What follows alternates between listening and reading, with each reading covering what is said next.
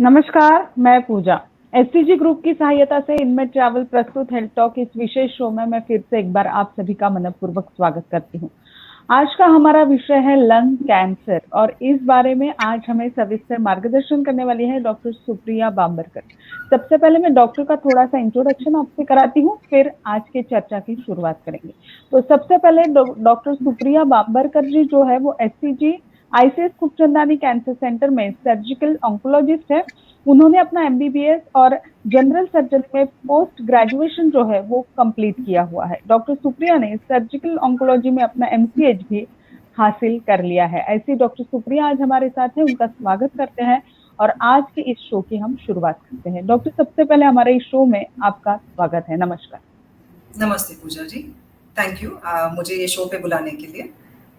जी बिल्कुल। सबसे महत्वपूर्ण विषय आज हम बात करने वाले हैं जिस विषय पर, वो विषय है आज का लंग कैंसर। तो मुझे लगता है दर्शकों को सबसे पहले यही जानकारी हम देना चाहेंगे कि लंग कैंसर का मतलब क्या होता है। लंग कैंसर जो होता है ये जो अपने फेफड़े होते हैं वो फेफड़े के कैंसर के बारे में रहता है। इनमें सिर्फ अपना दो फेफड़े का हम आकलन नहीं करते हैं।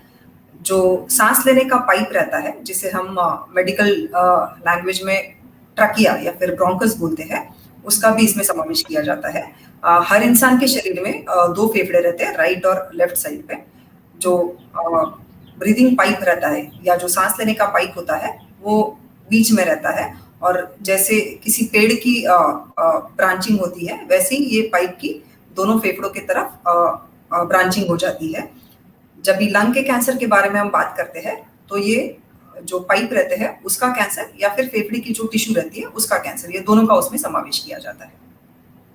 जी, जिस प्रकार से आपने बताया कि दो प्रकार से समाविष्ट होता है ये कैंसर, लंग का कैंसर, तो मुझे आगे आपसे ये पूछना है कि लंग कैंसर के कारण, क्योंकि कोई भी बीमारी हम लेते हैं तो सबसे पहले हम उसका कारण जानना चाहते हैं। ये लंग कैंसर के ऐसे कोई कारण होते हैं जिसके बारे में आप दर्शकों को जानकारी देना जरूरी चाहती हैं? जो फेफड़े का कैंसर होता है उसके लिए किसी एक चीज के ऊपर हम निर्भर नहीं रहते हैं। बहुत सारी चीजें होती है जिसका मिलाप होके ये कैंसर होने के चांसेस रहते हैं। आपने जो पहले वाले जो आपके यहाँ पे मुंह के कैंसर के और बाकी सब कार्यक्रम हुए हैं उसमें आपने टोबैको के बारे में बात किया हुआ है। तो जब भी हम फेफड़े के कैंसर के बारे में बात करते हैं ये फिर से हमारा पहले नंबर का कारण हो जाता है।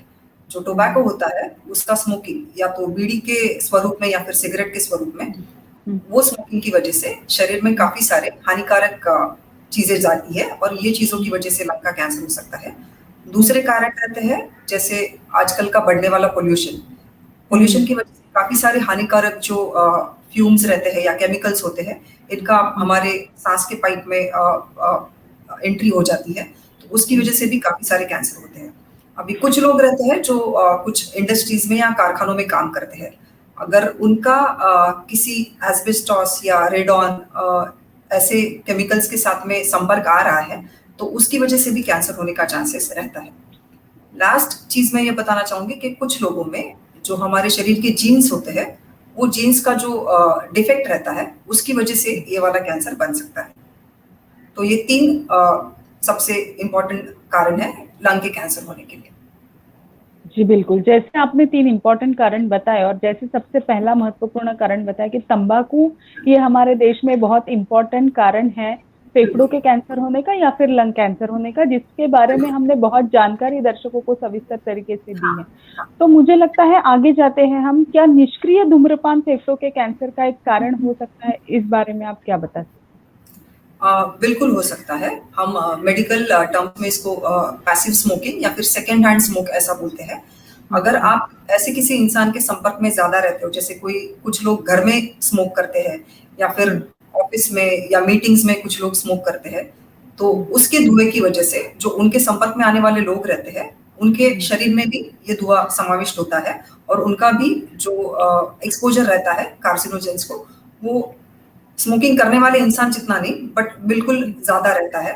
तो अगर बाकी लोगों का आप कंपेयर करें तो जो लोग ऐसे पैसिव स्मोकिंग के सानिध्य में आते हैं उनका कैंसर होने का चांसेस 20 से 30% ज्यादा रहता है।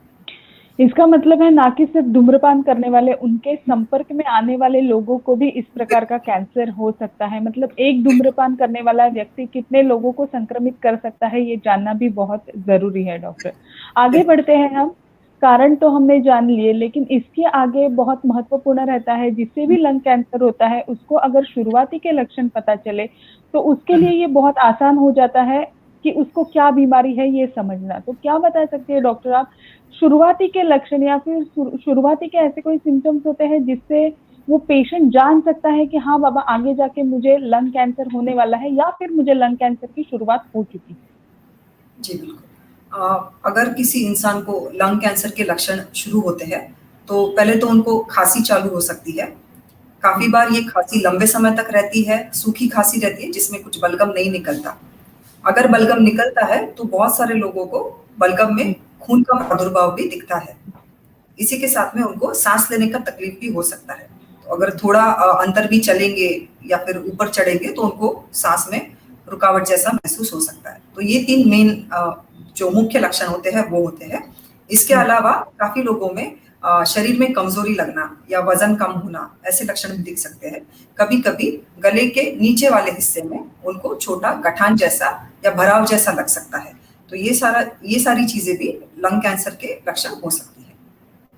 जी बिल्कुल, जैसे कि आज हम देख रहे हैं डॉक्टर की कोविड की सिचुएशन है या फिर इस पैंडेमिक सिचुएशन में पहले ही लोग बहुत डरे हुए हैं, और जैसे हम जानते हैं कि कोविड का संक्रमण जो है वो बहुत सी बार फेफड़ों में भी हो जाता है। तो क्या बता सकती हैं आप कि लंग कैंसर वाले पेशेंट ये कोविड को कैसे दूर रख सकते हैं, और दूसरी बात, अगर किसी को कोविड हो जाता है तो फिर उनको कैसी सावधानियां बरतनी जरूरी है उन्हें आगे जाके उनके लंग सुरक्षित करने के लिए? क्या मार्गदर्शन? देखिए, जो कोविड रहता है या बाकी सारे जो फेफड़े के इन्फेक्शन होते हैं, जैसे हम न्यूमोनिया वगैरह बोलते हैं, ये सारे इन्फेक्शंस रहते हैं। इनकी जब भी शरीर में शुरुआत होती है तो इनमें पहले गले की खराश जैसे चालू हो सकता है, सर्दी चालू हो सकती है और उसके बाद में खांसी चालू होती है। काफी बार जब भी इन्फेक्शन के लक्षण रहते हैं तो वो उनका जो बढ़ने का जो स्पीड रहता है वो काफी तेजी से रहता है। जैसे तुरंत 2-3 दिन में खांसी का बदलाव सांस लेने का तकलीफ में हो सकता है। साथ में उनको बुखार चालू हो सकता है। अगर आप कैंसर का पेशेंट देखेंगे तो उनमें बुखार काफी कम बार आता है। लेकिन अगर कोविड या दूसरा कोई छाती का इन्फेक्शन रहता है तो उसमें काफी बार बुखार आता है, खांसी होती है। साथ में ही शरीर में जो कमजोरी रहती है वो बहुत ही ज्यादा रहती है। और काफी बार जो सांस लेने का तकलीफ है उसके साथ में जो ऑक्सीजन का सैचुरेशन है वो कम हो जाता है। तो अगर आप ऐसा कोई इन्फेक्शन का पेशेंट देखेंगे तो उनका सैचुरेशन भी काफी, जैसे 2 से 5 दिनों के बीच में ही सैचुरेशन कम होने को भी चालू हो सकता है। तो अगर देखा जाए तो इन्फेक्शन के जो लक्षण होते हैं वो काफी तेजी से बढ़ते हैं, लेकिन जो कैंसर के लक्षण होते हैं वो थोड़े धीमे गति से बढ़ते हैं और वो धीरे धीरे बढ़ के जैसे 1 महीने में, 2 महीने में, 3 महीने में उनका एक स्टेप वाइज ऐसा लक्षण आ सकता है। इन्फेक्शन के लक्षण हमेशा जल्दी आएंगे। अभी अगर किसी पेशेंट को कोविड हो गया है तो काफी बार आपने सुना होगा कि डॉक्टर्स उनका सीटी स्कैन करा के लेते हैं। सीटी स्कैन में हम देखते हैं कि उनके जो फेफड़े है उसमें कितना प्रादुर्भाव हुआ है, जो हमको सफेद रंग जैसा दिखता है। अगर ये प्रादुर्भाव ज्यादा है तो जो फेफड़े में परमानेंट डैमेज होने के जो चांसेस होते हैं वो भी काफी ज्यादा रहते हैं। कितने कोविड के पेशेंट्स आगे जाके कैंसर में बदलाव होंगे इसके बारे में तो अभी बोलना मुश्किल है, क्योंकि ये बीमारी अभी पिछले 2 साल में ही आई हुई है, तो इसका कुछ लंबा ऐसा स्टडी हमारे पास नहीं है। लेकिन जिस तरीके का फाइब्रोसिस उनके फेफड़ों में होता है जो हमने सीटी स्कैन में देखा है, ये बिल्कुल जरूरी है कि ऐसे पेशेंट अपने ऊपर काफी ध्यान रखें। अगर उनको कभी भी कोई ऐसा लक्षण लगे कि जिसमें उनका वजन तेजी से कम हो रहा है या फिर उनको खांसी में खून वगैरह आने को चालू हुआ है तो उनको तुरंत अपने डॉक्टर के पास जाना चाहिए। जी बिल्कुल, उसके आगे जाके कि बहुत सी बार ऐसे होता है कि लंग कैंसर हो गया है तो क्या सावधानियां बरतनी है ये तो हम डॉक्टर से जान लेते हैं, लेकिन अगर किसी को लंग कैंसर से बचाव करना है तो फिर उसे किस प्रकार की सावधानियां बरतनी जरूरी होता है? और दूसरी एक बात डॉक्टर आपसे ये पूछनी है कि अगर लंग कैंसर है ये पता चलता है तो ऐसे कोई स्क्रीनिंग परीक्षण है जिसमें हमें पता चल सकता है कि लंग कैंसर कहाँ तक पहुंचा हुआ है?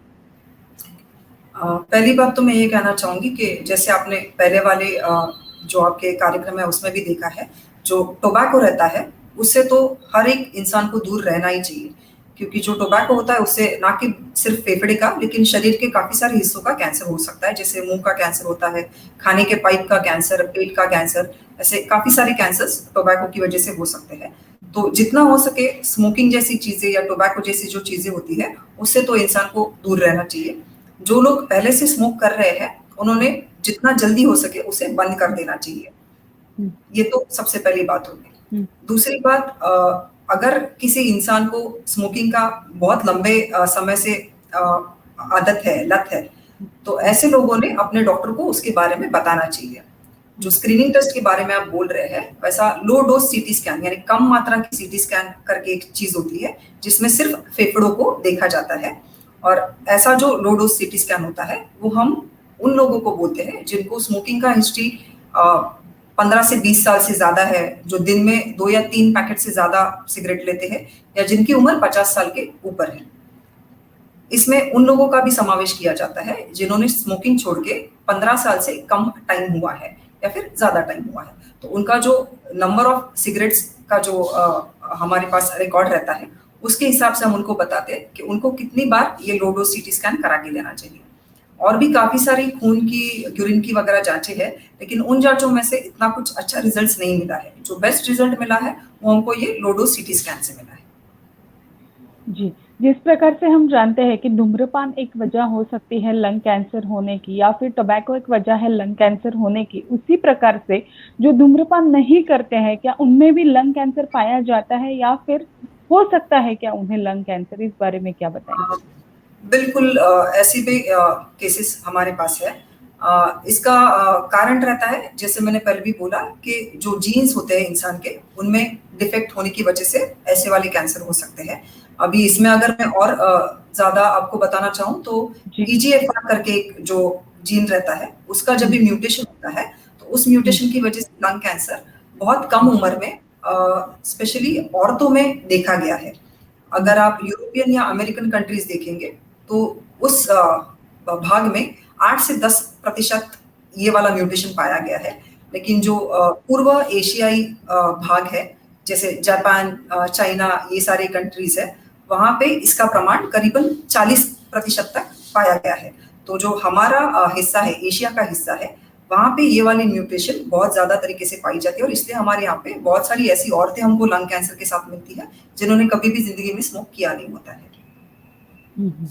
जी, जिस प्रकार से हमने लक्षण जान लिए, कारण जान लिए कि क्या होता है, अभी आती है वो बात कि इसके ऊपर ट्रीटमेंट किस प्रकार का किया जाता है। तो अगर यदि किसी व्यक्ति को लंग कैंसर होता है तो उसके ऊपर किस प्रकार की ट्रीटमेंट की जाती है और शुरुआती की ट्रीटमेंट क्या होती है? जी बिल्कुल। जब भी लंग का कैंसर बनता है तो जैसे मैंने बोला स्क्रीनिंग टेस्ट रहते हैं। अगर स्क्रीनिंग टेस्ट में कुछ छोटा दाग फेफड़ों में मिल जाए तो उसके ऊपर आगे जाके और टेस्ट किए जाते हैं। जैसे उस दाग में से एक बायोप्सी ली जा सकती है जिसके ऊपर हमें कंफर्म करना होता है कि इन्फेक्शन की वजह से है या फिर इसमें कैंसर का लक्षण चालू हो गया है। तो बायोप्सी एक चीज होती है जो की जाती है। साथ में ही पूरे बॉडी का स्कैन किया जाता है जिसे पेट स्कैन भी बोलते हैं। तो पेट स्कैन में पूरे शरीर का परीक्षण किया जाता है ये जानने के लिए कि जो बीमारी फेफड़े में चालू हुआ है वो शरीर में और कहीं पे फैला है क्या। इसे हम हमारा स्टेजिंग इन्वेस्टिगेशन बोलते हैं। इस जांच से हमको ये पता चलता है कि जो बीमारी है वो कौन सी स्टेज में है और वो कौन से प्रकार की है, क्योंकि लंग कैंसर के भी 2-3 अलग-अलग प्रकार रहते हैं। ये एक बार पता चले और हमको स्टेज पता चले तो उसके हिसाब से हम पेशेंट को ट्रीटमेंट के बारे में बोलते हैं। अभी कैंसर के ट्रीटमेंट जैसे बाकी बीमारियों में रहते हैं वैसे ही लंग के कैंसर में भी होते हैं। ऑपरेशन रहता है, कीमोथेरेपी होती है, रेडिएशन होता है। लेकिन जो मरीज हमारे पास आया है उसको कौन सा स्टेज का बीमारी है वो हमें पहले देखना होता है। दूसरा चीज हम ये देखते हैं कि जो बचा हुआ फेफड़ा है उसमें कितनी ताकत है, क्योंकि उसके ऊपर निर्भर करता है कि वो पेशेंट कोई भी ट्रीटमेंट सह पाएंगे कि नहीं। तीसरी चीज ये भी होती है कि पेशेंट का कंडीशन कैसा है। जिनको ये कैंसर हुआ है उनके शरीर में कितना ताकत है, वो अच्छे से घूमने फिरने वाले इंसान है या फिर कमजोर इंसान है। तो ये सारी चीजें ध्यान में रख के हमको ट्रीटमेंट का प्लानिंग करना होता है। जी बिल्कुल। जैसे कि हम जानते हैं कि अभी सभी प्रकार के कैंसर में या सभी प्रकार की बीमारियों में एडवांस उपचार पद्धति बहुत पाई गई है। तो क्या लंग कैंसर में भी एडवांस ऐसी कोई उपचार पद्धति है जिससे हम ये लंग कैंसर पूरी तरह से ठीक कर सकते हैं? और दूसरी एक बात डॉक्टर आपसे ये पूछनी है, क्या एक पेशेंट को अगर लंग कैंसर होता है तो क्या वो पूरी तरह से इसमें से बाहर निकल सकता है? इस बारे में क्या बताएंगे? जो नए ट्रीटमेंट्स आए हैं उसके बारे में पहले बताना चाहूंगी। जी जी। एक जो ट्रीटमेंट होती है जिसे हम बोलते हैं टारगेटेड थेरेपी। जब भी हम किसी पेशेंट का लंग का कैंसर देखते हैं तो उसमें से जो बायोप्सी होता है उसके ऊपर स्पेशल टेस्ट किए जाते हैं। ये टेस्ट में हमको ये पता चलता है कि वो बीमारी में कौन से जो रिसेप्टर रहते हैं, केमिकल रिसेप्टर्स, वो पॉजिटिव है, और उसके हिसाब से हम उनको जो रिसेप्टर रहता है उसके ऊपर काम करने वाली दवाई देते हैं। हम मेडिकल टर्म्स में इसको टारगेटेड थेरेपी बोलते हैं। तो टारगेटेड थेरेपी तो बहुत समय से हम यूज कर रहे हैं, लेकिन अभी जून 2021 में ही और एक नई वाली टारगेटेड थेरेपी आई है जिसका रिजल्ट बहुत ही अच्छा माना जा रहा है। तो ऐसे जो टारगेटेड थेरेपी रहते हैं वो एडवांस स्टेज की जो बीमारियां रहती है उसमें बहुत अच्छे से काम आते हैं। अगर आप बोलेंगे कि पेशेंट का बीमारी पूरा ठीक हो सकता है क्या, तो अगर स्टेज बहुत शुरू वाला है या जो स्क्रीनिंग का सीटी स्कैन किया है उसमें बीमारी मिला है तो ऐसे पेशेंट्स का पूरी तरीके से बीमारी निकाल सकते हैं। लेकिन अगर स्टेज ज्यादा है, जैसे बीमारी फेफड़े में बहुत ज्यादा फैली है, उसके साथ में जो लिम्फ के ग्लैंड्स होते हैं उसमें भी बीमारी है, या शरीर के दूसरे किसी हिस्से में पहुंच गई है, तो ऐसे पेशेंट्स के लिए हमको बीमारी पूरी तरीके से निकालना थोड़ा मुश्किल हो जाता है, लेकिन उसको कंट्रोल जरूर ला सकते हैं। उनका जो दर्द रहता है उसके लिए रेडिएशन का ट्रीटमेंट इस्तेमाल किया जा सकता है, और जो बीमारी है उसके लिए टारगेटेड कीमोथेरेपी या फिर जो कीमोथेरेपी रहती है वो देके हम उसको कंट्रोल में रख सकते हैं।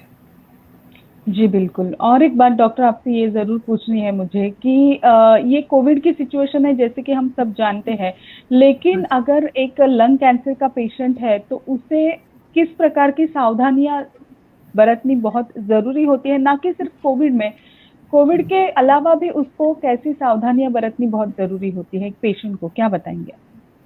तो पहले तो मैं ये बोलना चाहूंगी कि जो मैं अभी बता रही हूँ सावधानियां बरतनी है वो सिर्फ लंग कैंसर के पेशेंट के लिए नहीं, ये सारे कैंसर पेशेंट्स के लिए लागू होती है।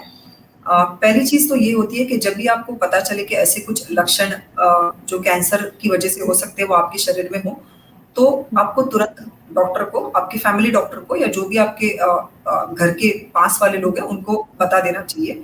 कोई भी चीज को 1 महीने से ज्यादा या 2 महीने से ज्यादा छिपाना या अपने अंदर दबा के रखना बिल्कुल ही गलत है, क्योंकि जितना जल्दी आप डॉक्टर के पास जाएंगे उतना जल्दी आपका डायग्नोसिस होगा और उतना जल्दी आपका ट्रीटमेंट भी चालू होगा।